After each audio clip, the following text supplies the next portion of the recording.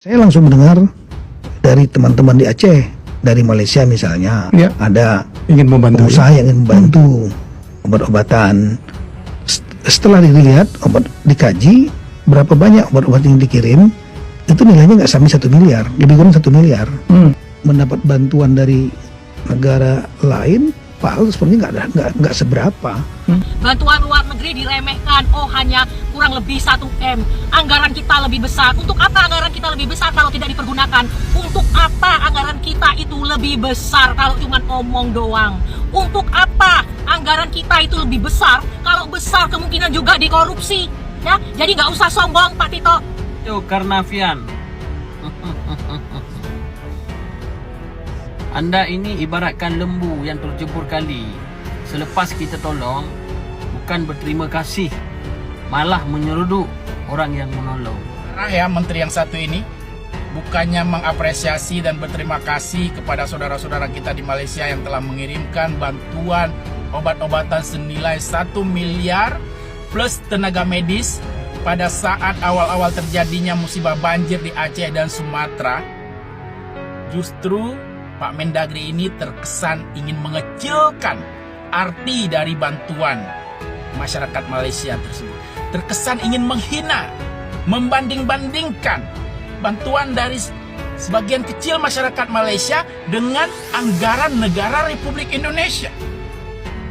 Woi Pak Menteri,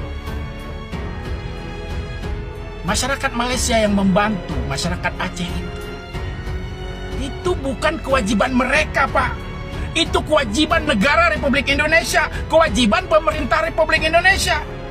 Mereka membantu karena solidaritas, karena rasa kemanusiaan, karena kepedulian.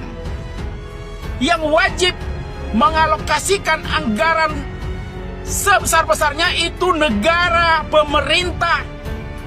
Bisa-bisanya ada orang lain ingin membantu, bukannya diapresiasi.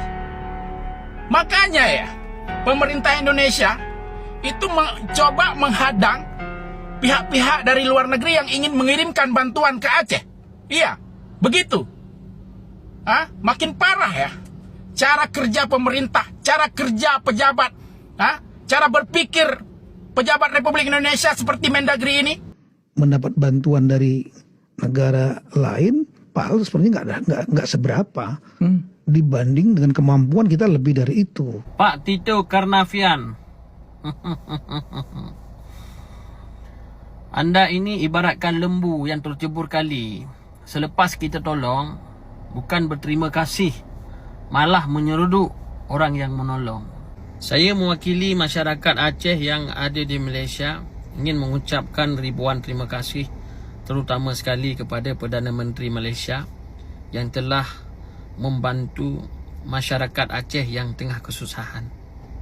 Kami sangat berterima kasih sekecil apapun pemberian daripada Malaysia yang ingin membantu masyarakat Aceh yang tengah susah. Bagaimana kita ketahui di Aceh, saya baru pulang di Aceh. Kita tengok ramai masyarakat Aceh yang tidak ada tempat tinggal, tak cukup makan minum. Kami harap Perdana Menteri Malaysia dan juga rakyat Malaysia terus memberi sokongan kepada masyarakat Aceh yang tengah mengalami kesusahan. Kami harap lepas ini ramai lagi kawan-kawan yang ada di Malaysia yang ikut serta membantu saudara-saudara kami yang tengah mengalami kesusahan. Sekali lagi saya ucapkan ribuan terima kasih kepada Perdana Menteri Malaysia dan juga rakyat Malaysia dan juga komuniti Aceh Malaysia. Bacot lagi. Buat Pak Tito Karnaval ya, jangan sombong Pak ya, jangan bacot doang ya. Tito Karnaval jangan bacot doang ya, sombong kali kau ya. Iya, bantuan luar negeri diremehkan, oh hanya kurang lebih 1 M. Anggaran kita lebih besar. Untuk apa anggaran kita lebih besar kalau tidak dipergunakan? Untuk apa anggaran kita itu lebih besar kalau cuma omong doang? Untuk apa anggaran kita itu lebih besar kalau besar kemungkinan juga dikorupsi? Ya, jadi nggak usah sombong Pak Tito. Berapa banyak obat-obat yang dikirim, itu nilainya nggak sampai 1 miliar, lebih kurang 1 miliar. Ya kita kan negara kalau untuk 1 miliar kita cukup, kita punya anggaran yang jauh lebih besar daripada itu, yang kita deploy juga jauh lebih besar daripada itu. Jadi jangan sampai nanti image-nya seolah mendapat bantuan dari negara lain, padahal sebenarnya nggak seberapa. Dikaji berapa banyak obat-obat yang dikirim, itu nilainya nggak sampai 1 miliar. Lebih. Pak Menteri, sudah diterima saja, tidak usah sombong. Masyarakat yang ada di Sumatera lagi butuh obat-obatan. Jadi berapapun nilainya sudah diterima. Negara tetangga ikhlas membantu kita. Jadi tidak usah sombong. Dibanding Malaysia, negara kita miskin, ya, bangsa kita miskin. Sumber daya alamnya melimpah ruah. Tapi mental pejabatnya miskin, ya. Miskin. Kenapa saya bilang seperti itu? Miskin hati nurani. Lebih mementingkan diri sendiri, keluarganya dibanding ke masyarakat. Padahal kalian-kalian, mereka-mereka sudah sangat kaya, ya. Buat apa lagi? Coba, ya. Itu yang memiskinkan bangsa ini. Kalian-kalian para pejabat yang miskin hati nurani. Ya. Kasihan masyarakat. Kenapa saya katakan kalian miskin hati nurani? Itu. Kalian tebang-tebangi pohon-pohon yang ada di gunung, di hutan sana. Jadi gundul. Tanam kelapa sawit selebar-lebarnya. Tambang, ya kan? Kalian tidak pikirkan nasib masyarakat. Kalian hanya segelintir yang berbuat, ribuan manusia yang kena efeknya. Kasihan kan? Kalian tidak bisa mengembalikan nyawa mereka, harta mereka. Bisa tidak kalian kembalikan kehidupan mereka, mata pencaharian mereka? Tidak bisa kan? Jadi bagaimana? Sudah, jangan sombong. Terima saja bantuan dari negara kita, Malaysia. Jangan sombong. Negara kita miskin. Siapa yang bikin miskin? Kalian juga, para pejabat. Padahal mental rakyat kita tidak diragukan, ya kan? Cuma mental pejabat ini yang miskin. Miskin hati nurani. Ya, sudahlah, jangan sombong. Diterima saja. Mendengar dari teman-teman di Aceh, dari Malaysia misalnya, Ya. ada Ingin membantu. pengusaha yang ingin membantu obat-obatan. Setelah dilihat, dikaji berapa banyak obat-obat yang dikirim, itu nilainya nggak sampai 1 miliar, lebih kurang 1 miliar. Ya kita kan negara kalau untuk 1 miliar kita cukup, kita punya anggaran yang jauh lebih besar daripada itu, yang kita deploy juga jauh lebih besar daripada itu.